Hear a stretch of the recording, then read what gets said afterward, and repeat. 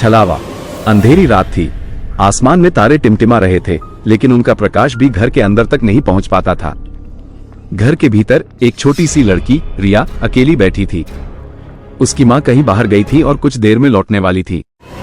रिया को अकेले रहना पसंद नहीं था, लेकिन आज उसे ऐसा करना ही था। रिया ने अपनी किताब उठाई और पढ़ना शुरू किया, लेकिन कुछ ही पन्ने पढ़ने के बाद उसे अजीब सी आवाज सुनाई दी। ऐसा लगा जैसे कोई दरवाजे पर खटखटा रहा हो। रिया ने डरते हुए अपनी जगह से हिली नहीं। आवाज दोबारा आई, इस बार और जोर से। रिया ने साहस जुटाया और धीरे से उठी। दरवाजे की ओर बढ़ी और झांकने की कोशिश की, लेकिन दरवाजा बाहर से बंद था। रिया को यकीन नहीं हुआ। उसने फिर से आवाज सुनी, इस बार सीधे उसके कमरे से आ रही थी। रिया ने अपनी आंखें बड़ी की और चारों ओर देखा।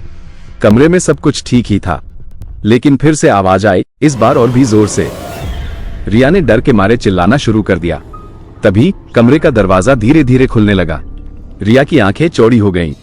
दरवाजे से एक अजीब सा साया निकला और रिया की ओर बढ़ने लगा। रिया ने डर के मारे चिल्लाना शुरू कर दिया, लेकिन साया उसे सुन नहीं रहा था। साया रिया के पास आकर रुक गया। रिया ने अपनी आंखें बंद कर ली और डर से कांपने लगी, लेकिन कुछ देर बाद उसे कुछ नहीं हुआ। उसने आंखें खोली और देखा कि साया गायब हो गया था। रिया ने राहत की सांस ली, लेकिन तभी उसे फिर से आवाज सुनाई दी।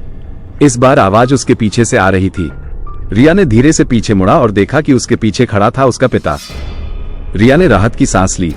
उसके पिता ने उसे गले लगा लिया और कहा, डर मत बेटा, मैं घर आ गया हूं।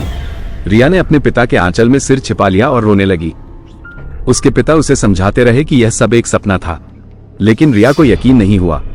उसे लगता था कि उसने सच में कुछ अजीब देखा है। उस रात के बाद रिया को अकेले रहना पसंद नहीं आया। वो हमेशा अपने माता पिता के साथ ही रहना चाहती थी, और जब भी उसे अजीब सी आवाज सुनाई देती तो वो अपने माता पिता के पास भाग जाती।